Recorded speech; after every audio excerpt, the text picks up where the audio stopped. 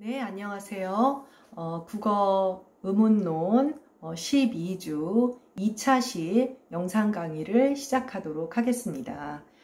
지난 1차시 수업에 이어서 PPT 8쪽을 살펴보도록 하죠. 이거 이제 좀 여러분들이 좀 흥미있게 봐주십사 하고 의문 변화의 예, 그 다음에 문법 변화의 예, 그리고 어휘 변화의 예를 그냥 한번 다른 언어의 경우에도 이런 것들이 있다. 우리만 변화하고 통시태, 공시태 있는 것은 아닐 거잖아요. 선생님은 중국어를 모르지만 여러분들이 아마 중국어 다들 많이 하는 친구들이 꽤 있을 텐데 지금 현대 중국어의 경우에는 종성의 폐쇄음이 없죠. 종성의 폐쇄음이 없고 비음만이 남아있어요. 비음만이 남아있는 상황인데 과거에 그러면 몇백 년 전에도 중국어가 그랬냐? 그건 아니에요. 우리도 15세기에 음절말 종성 체계가 8종성이었다가 7종성으로 바뀌게 되었잖아요. 그것과 마찬가지로 지금 표를 보면 중국어의 중세국어, 즉 12세기에서 14세기죠. 우리로 말하면 전기 중세국어에 해당하는 그런 시기라고 할 수가 있는데 이 시기에 그 중국어의 종성은 여러분이 보다시피 이제 폐쇄음 그 세 개와 비음 세 개가 원래는 있었던 거예요. 있었는데 12세기 이전에는 이제 첫 번째 다 있었죠. 프티크, 에메네 우리랑 비슷하죠. 근데 이때도 유음은 없었어요. 리을 발음이 없었어요. 그래서 지금도 중국 사람들이 한국어 발음을 할 때 유음 발음하는 거, 리을 발음하는 것이 굉장히 어렵죠.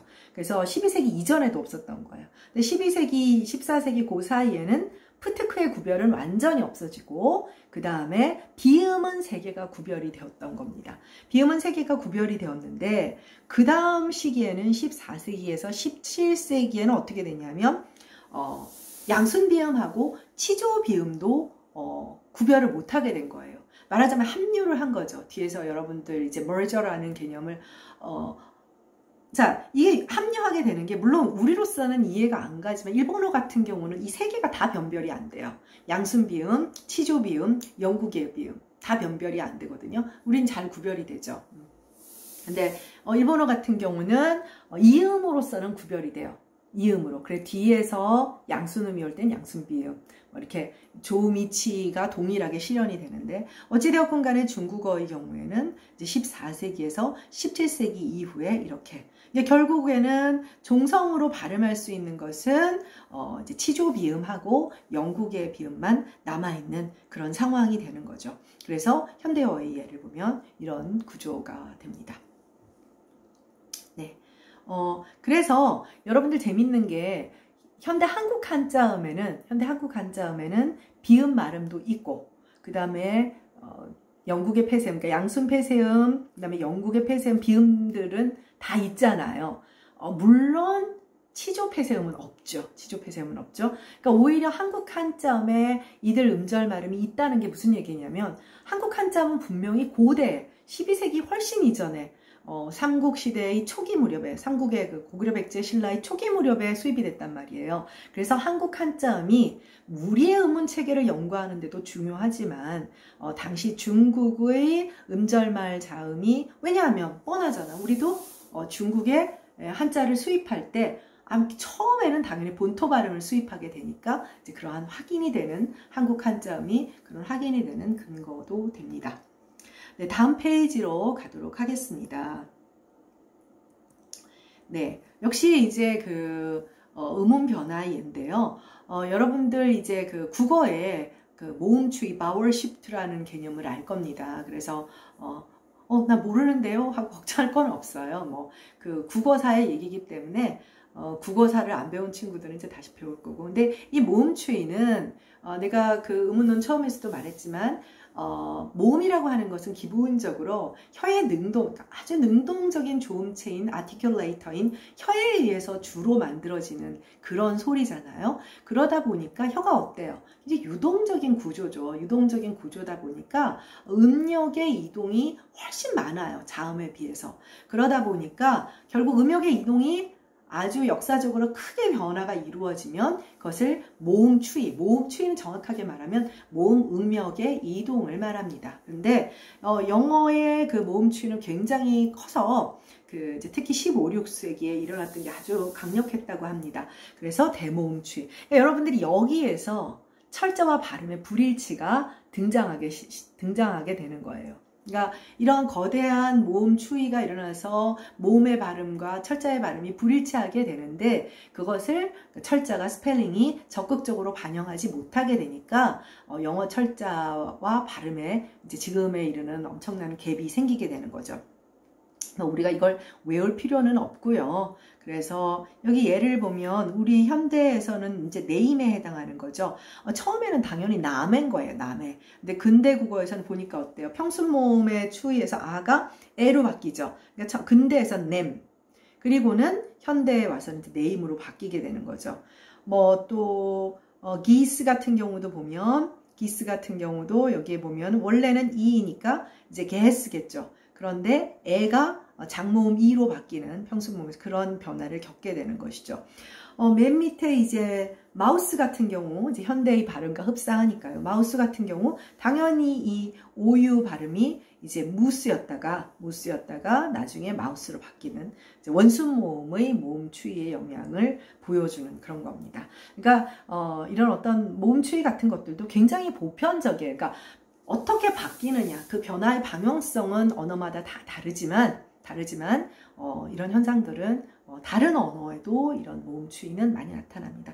이걸 외울 필요는 없고 국어사에서 중요한 개념으로 나왔던 걸 봤는데 영어도 있구나. 네, 이런 기억만 하고 있으면 될 것 같습니다. 네, 다음은 문법 변화의 예입니다. 문법 변화의 예인데요. 문법은 아까도 말했다시피 문법이라고 하는 것은 언어의 스켈레톤, 골격이에요. 쉽게 바뀌지 않고요. 우리가 쉽게 생각하는 그 어순이라고 하는 것은 이 해당 언어의 어떤 계통, 혈통을 나타내는 아주 본질적인 모습이라고 할 수가 있는데 그래서 그러다 보니까 뭐 말하자면 사람으로 따라지면 황인종, 백인종 뭐 이런 거랑 똑같은 거예요. 그러니까 변화가 쉽게 나타나지 않겠죠. 그래서 변화가 아주 느리고 만약에 급진적인 변화가 일어난다면 뭐 계통이 달라지거나 이렇게 돼야 되는 거 아닐까요? 그래서 긴 시간이 지나면 그래도 꽤 큰 변화가 이제 보이기는 하죠. 근데 여기서 변화는 단순하게 문법 형태소가 하나 사라지고 나타나고 형태소가 결합하는 순서가 바뀌고 이런 정도의 변화는 사실 별거 아니고요. 어순과 관련되는 그런 겁니다. 그래서 영어의 예를 한번 들어보면 1000년 동안 사이에 1000년이니까 엄청 많이 어휘나 의문체계는 어마무시하게 바뀌었겠죠. 근데 1000년이기 때문에 영어도 꽤 큰 변화를 겪는데 가장 기본적인 골격이라고 할 수 있는 어순에서의 변화가 나타나게 됩니다.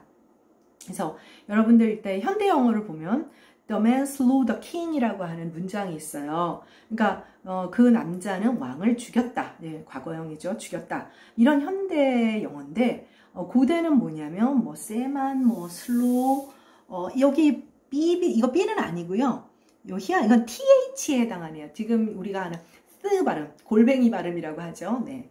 그래서 그 인터덴탈 무성의 치간음에 해당하는 영어의 발음인데 지금으로 말하면 thorn 정도로 읽어야 되나요? 그 다음에 키닝이라고 읽어야 되나? 어쨌든 여기서 중요한 건 그 SE 세와 그 다음에 방금 말했던 되게 TH라고 했던 thorn에 해당하는 것들이 관사예요. 관사. 정관사입니다. 정관사. 이제 고대 영어니까 굉장히 많이 달라졌죠. man은 안 바뀌었지만 발음은 지금은 man이지만 옛날에는 man이었겠죠. 자, 고대 영어는 똑같은 뜻을 6가지 어순으로, 그러니까 지금 단어가 하나, 둘, 셋, 넷, 다섯 개인데 6개의 어순으로 조합이니까 계산하지 맙시다. 바꿀 수 있었대요. 근데 그 이유가 있어요. 자, 주어, 동사, 목적어를 뒤섞어도 문법적으로 적격하고 의미가 똑같다는 거예요. 말하자면 현대 영어로 우리가 이해하기 쉽게 The man slew the king을 man, the king, the slew 이래도 된다는 거야. 도저히 이해가 안 가죠. 이해할 수 없잖아요. 그러니까 어순이 이렇게 말하자면 자유어순이었던 거예요. 영어가 지금도 자유어순이 얼마나 좋을까. 그치? 자유어순이면 얼마나 좋을까. 근데 자유어순이 지금은 아니죠. 근데 반면에 현대 영어는 어순을 바꿀 수가 없죠. 그러니까 고대 영어의 자유어순이 현대 영어에서 고정어순으로 바뀐 거예요. 그러니까 고대 영어에서 자유어순이 가능했던 이유는 바로 이 정관사 세와 정확한 발음은 나도 몰라요. 그 다음 손 혹은 손에 요 SE와 TH 발음이라고 했죠. 골뱅이 발음. 요거에 있는 거예요. 그래서 SE는 반드시 주어에만 붙고 그 다음에 soul에 해당하는 것은 목적어만 붙는 거야. 자, 지금은 어때요? the man에도 더가 붙고 the king에도 더가 붙죠. 이들 관사는 사실 짜증나고 귀찮을 뿐이에요. 여러분들 어나 더 좋아합니까? 좋아하지도 않죠. 이들 관사는 사실은 어떤 특정한 이 문장 안에서 기능을 하는 것이 없어요. 지정적인 의미를 빼고. 그런데 고대에는 주어에 붙는 관사가 따로 있고 목적어에 붙는 관사가 따로 있어요. 그러면 자, 이들 명사 man이나 king이라고 하는 고대 언어로 한다면 man이나 king이라고 하는 이 단어들이 어디에 있건 관사만 보면 얘가 주어인지 목적어인지 알 수 있는 거죠. 관사에 의해서 이 해당 단어의 의미와 문장 구조를 파악할 수 있는 거예요. 그러니까 굳이 고정어순을 선택할 이유가 없는 것이죠. 그래서 정관사의 형태가 명사의 문법적 자결을 표시하기 때문에 어느 위치로 옮겨도 상관없는 자유어순을 갖게 되는 거죠. 우리 입장에선 이런 구조가 단어 외우면 되니까 훨씬 좋은데 유감스럽게도 변화하게 되었습니다. 천년 사이에. 결과적으로 고대 영어에서 주격과 목적격을 구별해 주던 그 정관사의 기능은 현대 국어에서는 사라져 버렸고 결국 이거는 굉장히 큰 변화죠. 문법 요소가 가진 문법 기능의 변화이고 그로 인해서 어순은 고정적으로 바뀌었어요. 어마어마한 문법 구조상의 변화라고 할 수 있는 겁니다. 국어의 경우는 사실은 선생님이 문법론 전공자가 아니라서 잘은 모르겠지만 이만큼의 큰 변화는 보이지 않는 것 같아요. 왜냐하면 고대의 임신서기석이라든지 이제 그 명문들이죠. 돌에 새긴 비문이나 이런 것을 봤을 때 차자표기의 사용 방법이나 이런 것들을 보면 이와 같은 방식의 어순의 변화라든지 어휘 형태소의 문법 형태소가 결합하는 그런 교차어적 성격이 크게 달라진 것 같지는 않습니다. 천년 사이에. 그런 측면에서 보면 영어는 좀 변화가 있었다고, 문법 구조에 큰 변화가 있었다고 할 수가 있겠죠. 다음 페이지로 가도록 하겠습니다. 어휘 변화의 예입니다. 너무너무 많은데요. 너무너무 많은데, 사실은 이제 신조어, 그러니까 여러분들이 이제 우리가 살면서 어느 순간 보면 내가 어떤 단어를 나이가 점점 들어보면 내가 사용하지 않는 단어들이라고 하는 것들, 유행어들, 이제 소위 말해서 사전에 새롭게 등재되지 못하고 우리가 가끔 보면 국립국어원에서 이 단어를 등재했다. 또 혹은 영어권 같은 경우는 웹스터 사전에서 이러한 단어를 새로 등재한다. 이 용어는 새로운 어떤 단어로서의 가치, 그러니까 사전에 계속 추가를 하는 것이죠. 새로운 단어들이 추가되기도 하고 그 다음에 기존의 단어 중에 사전 속에는 있지만 거의 사용하지 않는 단어들, 그런 단어들도 굉장히 많죠. 근데 여기서 소개한 이유는 뭐냐면 아까도 말했잖아요. 어떤 언어 접촉을 통해서 우리가 예를 들면 차용을 하는 경우에는 문물과 혹은 새로운 개념이 어휘와 함께 들어온다고 했는데 이제 어떤 해당 언어 안에서도 예를 들면 temperature라는 게 16세기에 1531년에 이제 등재가 됐어요. 이건 무슨 얘기냐면 이 무렵에 이런 개념 혹은 이것을 측정하는 방식이 나왔다는 얘기입니다. 여러 가지가 다 마찬가지겠죠. 예를 들면 맨 마지막에 레이저라든지 이런 것은 20세기에 와서 이제 등재가 되는. 그래서 어떤 어휘의 생성과 소멸을 보여준 신조어의 등장이라고 하는, 여러분들 이후 선생님 수업을 들은 다음에 매년 국립국어원에서 새로운 단어를 추가하는 얘기가 나오고 또 웹스터 사전에서 새로운 단어를 추가한다 이런 얘기가 나오는 것들이 신문에 나오니까 한번 관심 갖고 들여다보도록 하세요.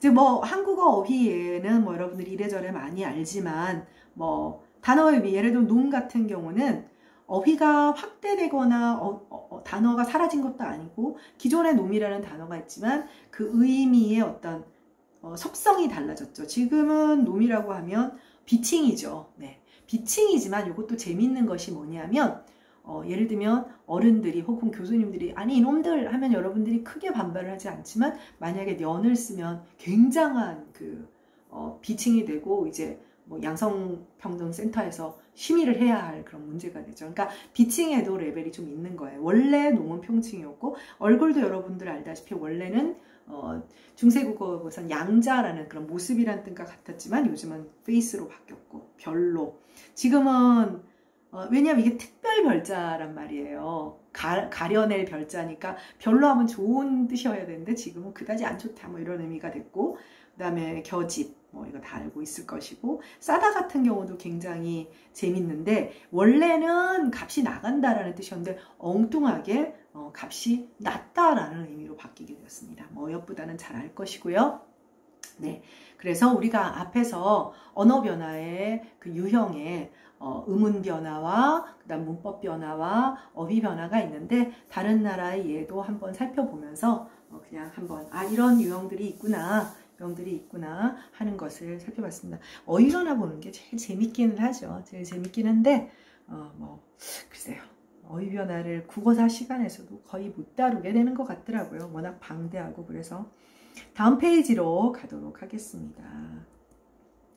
네, 이번에는 우리의 본진으로 들어오도록 하죠. 우리는 의문론을 해야 되니까 이제 통시의문론 얘기를 해야 되잖아요. 이제 역사 의문론, 통시의문론을 얘기해야 되는데 그 의문 변화, 통시의문론에서의 그 의문 변화에도 또 유형이 있어요. 네, 좀 시험 공부하라고 이렇게 클래시파이 된 것이 많을까요? 네, 의문 변화의 유형에는 크게 음변화와 유추변화다. 그러니까 무슨 얘기냐면 의문 변화는 동기가 무엇이든 간에 결과론적으로 음소의 변화와 관련이 있어요. 소리의 변화에 관련이 있다는 거예요. 그러니까 결과론적으로. 그런데 그 모티베이션이 그 동기가 소리 자체에 있느냐? 그럼 음변화예요. 근데 그 모티베이션 동기가 소리가 아니라 폰이 아니라 morph 형태론적인 것에 있을 때는 유추변화예요. 그래서 음운변화라고 하는 것은 그 결과된 행태, 아웃풋은 무조건 다 음소나 음성의 변화여야 해요. 그런데 그 변화의 동기가 아예 소리 자체에만 있을 때는 음변화라고 소리가 아닌 형태, morph에 관련되는 거, 모핌이나 단어와 관련되는 것일 때는 유추변화라고 하는 거죠. 동기가 다릅니다. 동기가 달라요. 네, 그래서 음변화는 소리 자체에 변화의 동기가 있는 음운 변화를 이야기합니다. 음운 변화를 이야기하고요. 또 이 음변화 안에는 그러니까 음변화의 영어 표현이 너무 단순해서 말을 안 했는데 이제 역사 언어학에서 사운드 체인지라고 해서 아주 포괄적인 개념으로 써요. 근데 사운드 체인지 안에는 우리가 음운론 개념을 배워서 알겠지만 이음적인 알로포닉한 것도 있고 포네믹한 것도 있는 것이죠. 그래서 음변화는 이음의 차원에서 일어나는 포네틱 체인지 혹은 알로포닉 체인지가 있고 혹은 음소 차원에서 일어나는 포네믹 체인지가 있다라는 겁니다. 그러니까 음성적인 차원의 변화와 음소적인 차원의 변화 예를 한번 들어주면 자 여러분들 우리 중세국어에서 지읒이라고 하는 여러분들 지금 다 공부해서 알고 있죠? 네, 경국의 파차름이죠. 지읒. 뭐 평음이든 유기음이든 경음이든 경국의 파차름이 있습니다. 이 경국의 파차름은 자 조음이치가 경국이고 조음 방법은 파찰이라는 뜻이잖아요. 자 평음의 예를 들어서 똑같으니까 들어봅시다. 자 그런데 이 평음의 경국의 파차름은 중세국어에 이 문자가 만들어질 때 지읒이라는 문자가 만들어질 때 기본자가 뭐였죠? 기본자가 뭐였어요? 시옷이었습니다. 시옷은 치음이에요. 그래서 15세기에는 시옷을 기본자라고 해서 지읒, 치읒이 만들어졌어요. 그리고 중세국어의 훈민정음에서 지읒을 치음이라고 규정을 했습니다. 자, 이건 무슨 얘기냐? 15세기에는 파차름 지읒이 그 조음 위치가 시옷과 같거나 가까웠다는 거예요. 그러면 훈민정음 말대로라면 치음, 정확하게 말하면 치조음인 것으로 보입니다. 결과적으로 15세기에 파차름의 조음 위치는 뭐다? 치조음이다. 그러니까 현대국어와 같이 경국애가 아닌 거죠. 그러니까 사실 음소로서 그때도 음소였어요. 파차름은. 지금도 음소예요. 그런데 미묘하게 조음이치 이동이 있었던 것이죠. 이런 것은 음성 변화예요. 근데 이 음성 변화는 조음이치의 음성적 변화죠. 굉장히 중요한 변화를 일으키죠.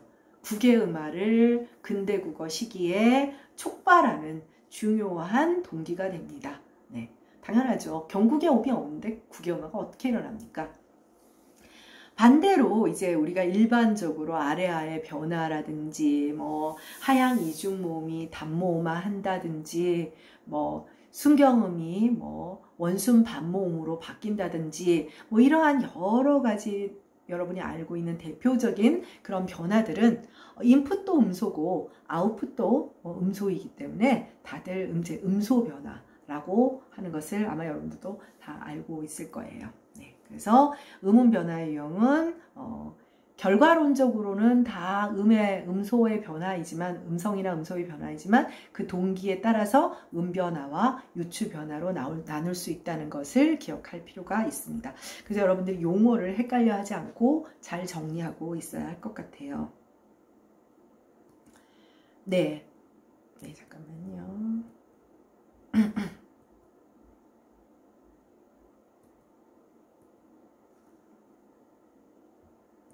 네, 다음은 이제 음변화가 이제 음성 변화, 이음 변화 말고 음성 변화, 이음 변화 말고 이제 음성 변화, 이음 변화는 사실 여러분들이 생각하기에 지금 그 치조 파차름이 경구의 파차름이 되는 것 같이 명확하게 드러나기가 굉장히 어렵죠. 왜냐하면 문언에 정착되는 문자 언어로 정착되는 것은 음소 단위의 것에 사실 음성 단위이기가 참으로 어렵죠. 엄밀하게 말하면 문헌에서 나타나는 여러 음운 현상들이, 음운 변화 현상들이 음소적인지 음성적인지를 사실 정확하게 파악하기 어려운 부분들도 사실은 있어요. 사실은 있지만 대개의 경우 여러분들이 지금까지 공부해 온 바에 의하면 인간의 인지 단위가 음소잖아요. 그쵸? 음소이기 때문에 대부분은 이제 음소 단위가 이제 기록이 되죠. 그래서 음소 변화의 유형이 이제 일반적으로 음운 변화의 중요한 연구 대상이 됩니다. 자, 음소 변화에도 또 두 가지 유형이 있습니다. 음소 변화에도 또 두 가지 유형이 있어서 음소 체계의 변화와 그 다음에 음소 배열의 변화예요. 음소 체계의 변화라는 건 뭐냐면 음소 목록이 달라지는 거예요. 자, 여러분이 알고 있는 대표적인 국어에서의 음소 체계상의 변화는 뭐가 있을까요? 자, 뭐가 있어? 아래아가 있다가 사라졌지. 그러면 모음 체계에서 하나가 사라진 거잖아요. 그쵸? 왜냐하면 1단계 변화에서는 16세기 중반 이후에 아래아가 으로 바뀌었고 비어두 위치에서 그 다음 18세기 중반 이후에는 아래아가 어두 위치에서 큰 아로 바뀌었어요. 자, 아웃풋이 의가 됐건 아가 됐건 기존에 있는 모음 체계의 음소들이잖아요. 그리고는 아가 그냥 사라졌을 뿐이에요. 걔네들로 바뀌어서. 그러면 이것은 목록의 개수의 변화가 되죠. 음소 목록의 변화. 그래서 음소 체계상의 변화는 개별 음소들의 목록과 관련이 있어요. 그래서 하나의 음소가 새로 생기기도 하고 또 음소가 사라지기도 하고 이런 것들이 음소 체계상의 변화고요. 음소 배열상의 변화는 선생님이 지난번에 음운 과정 얘기할 때 대치, 탈락, 첨가, 축약, 도치는 공시 음운 과정에도 나타나지만 통시 음운 과정, 즉 음운 변화에서도 동일하게 이들 5가지 음운 과정이 나타난다라는 이야기를 했었죠. 그래서 도치 같은 경우는 공시적으로 없어서 그 이제 통시적인 예를 이제 뭐 얘기해주고 그랬었잖아요. 그래서 음소 배열상의 변화는 당연하죠. 우리가 배웠던 그런 음운 과정 5가지 유형에 따라서 형태 음소론적 교체가 일어나는 그런 변화를 이야기를 합니다. 음소 체계의 변화에도, 즉 목록상의 변화가 일어나는 음소 체계상의 변화에도 크게 2가지가 있습니다. 합류와 분기가 있어요. 그래서 merge와 이제 split이 있는데 합류의 예가 훨씬 많이 보여요. 특히 한국어의 경우에는 분기의 예를 중세국어 이후의 예로 그러니까 분기의 예는 중세국어 이후에 우리가 일반적으로 알고 있는 어떤 그런 그 고유어 예들로 좀 예를 들기가 조금 어려운데 합류의 분기의 예는 전반적으로 굉장히 많습니다. 그래서 뭐 아래하에 소실이라고 하지만 사실은 다른 모음으로 합류한 거죠. 다른 모음으로 합류하게 된 것들이기 때문에. 또 그리고 예를 들면 음절말에서 15세기의 8종성이 현대국의 7종성으로 바뀌었죠. 이거는 부분적으로 합류한 거예요. 부분적으로 합류한 거죠. 완전 초성에서는 남아있지만 종성 위치에서, 음절말 종성 위치에서는 부분적 합류, 합류에도 부분 합류, 완전 합류가 있어요. 분기도 부분 분기, 완전 분기가 있어요. 그것까지 제한하면 돌아버릴 것 같고, 굳이 이제 우리가 이것은 공시 의문론이기 때문에, 그러니까 머지와 스플릿 이 정도 개념만 여러분들이 이해하면 될 것 같습니다. 분기의 예, 아주 대표적인 예는 고대 영어에서 보이는데요. 현대 영어에서 여러분들 F와 V를 다 구별을 하죠. 왜냐하면 영어는 자음 체계가 국어와는 달리 성대 진동 여부에 따라서 보이스라는 자질에 의해서 구별이 되죠. 그래서 유성음과 무성음이 변별적 자질로 사용되는 그런 언어잖아요. 그래서 당연히 이제 레비오덴탈이죠. 그러니까 이제 무성의 레비오덴탈인 F음과 유성의 레비오덴탈인 V음이 있어요. 순치음이라는 소리죠. 근데 이 소리가 원래부터 그러면 두 개의 음소로 각각 존재했느냐? 아니에요. 원래는 어떻게 되냐면 음소로는 무성은 F 하나밖에 없었고요. 자, 그러니까 보이슬리스의 레비오덴탈, 그러니까 무성의 순치음인 F 하나밖에 없었어요. 얘밖에 없었고 V는 이 유성음은 유성적 환경에서 출현하는 이음이었어요. 유성적 환경에서 출현하는 이음이었는데 어느 순간 갑자기 몇몇 단어들이 마치 우리의 유음처럼 외래어 때문에 나타나게 되는 라면처럼 어느 순간 갑자기 이 위라는 그런 모이스트 레비오덴탈 유성의 순치음이 유성적 환경을 벗어나서 등장을 하기 시작을 하는 거예요. 그럼 어떻게 될까요? 우리가 앞에서 음소 설정의 기준이 있었죠. 자, 상보적 분포를 보여야 되는데 상보적 분포를 보이지 않고 동일한 위치에 동시 대립을 하고 동시 분포를 해서 같은 자리에서 음가가 대립을 해요. 오포지션을 보여요. 그러면 이건 어떻게 되는 거죠? 서로 다른 음소가 된 거죠. 이것을 스플릿, 분기라고 합니다. 그래서 영어의 이 순치음들이 유무성의 순치음들이 가장 대표적인 그 분기의 예라고 일반적으로 이제 개론서들 같은 데서 설명을 하고 있죠. 네. 자, 그 다음에 다음 페이지 14페이지로 가면 이제 우리가 조금 전에 말했던 음소 배열상의 그런 변화입니다. 그래서 뭐 여러분이 이미 알고 있는 대치, 탈락, 첨가, 축약, 도치와 같은 음운 과정이 음소 배열의 양상에 따라 이제 나타나죠. 근데 물론 음운 현상은 이 음운 변화의 과정은 이제 통실원이기 때문에 이제 부등호 기호를 사용하고 이제 좀 속성이 좀 다르기도 하죠. 현대 국어에는 없는 현상들이 나타나기도 하죠. 대치 같은 경우는 원순모음화가 일어난 거죠. 그래서 의가 우로 이제 그 대치가 된 거죠. 질다는 파차름 뒤에서 이런 파차름 뒤에서 중설모음 의가 전설고모음으로 바뀌는 전설모음화 현상들이 굉장히 많아요. 뭐 측이 칙이 된다든가 이런 애들이 있거든요. 뭐 치다가 된다든가 이런 얘들이 꽤 있습니다. 뭐 아주 그 머조리티한 현상은 아니지만 꽤 있어요. 근대 국어에 나타나는 현상이고요. 올챙이가 되는 거는 음라우트 현상이죠.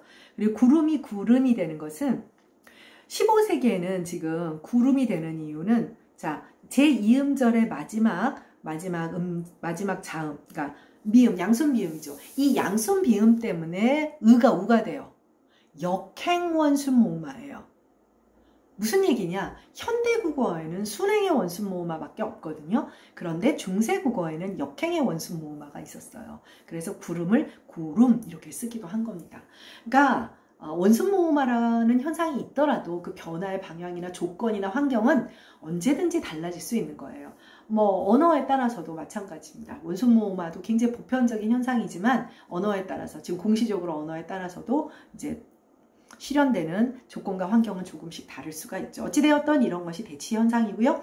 탈락은 이제 쇼가 소가 되고 이제 이건 뭐 반모음 탈락이죠. 미마가 이마가 되고 이제 니은 탈락이죠. 그다음 나아가 오늘날의 나아가 되죠. 이거는 히읗 탈락이 되는 거죠. 이런 탈락 현상도 많고요.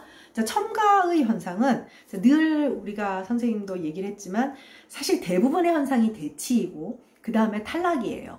첨가는 상대적으로 좀 이제 그래도 많지만 그렇게 뭐 대치나 탈락만큼 많지는 않은데, 예를 들면 멈추다가 멈추다가 되고 더디다가 던지다가 되고, 던지다는 이제 국외음악까지 겪었고, 그 다음에 을퍼 같은 경우는 원래는 어감 모음도 틀렸어요. 이퍼가 으퍼였는데 원래 읍다인 거죠. 근데 리을이 첨가돼서 을퍼가 됩니다. 그래서 몇몇 용어 어간들의 경우에는 근대국어 시기를 거치면서 어떤 규칙성을 포착하기에는 어렵지만 이렇게 어간의 특정의 자음을 첨가하는, 좀 뭐랄까요, 자음을 첨가하는데 그렇다고 규칙성을 포착하기 어려운 그런 예들이 꽤 많이 보입니다.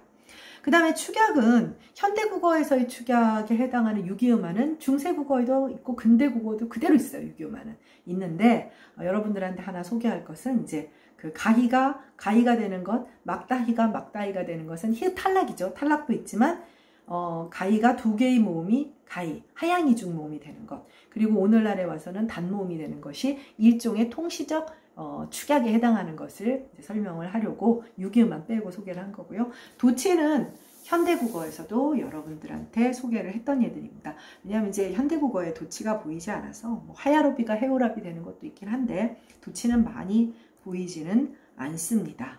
네, 2차 시 수업은 여기까지 하도록 하고요. 3차 시 수업에서 유추 변화로 들어가도록 하겠습니다. 수고했습니다.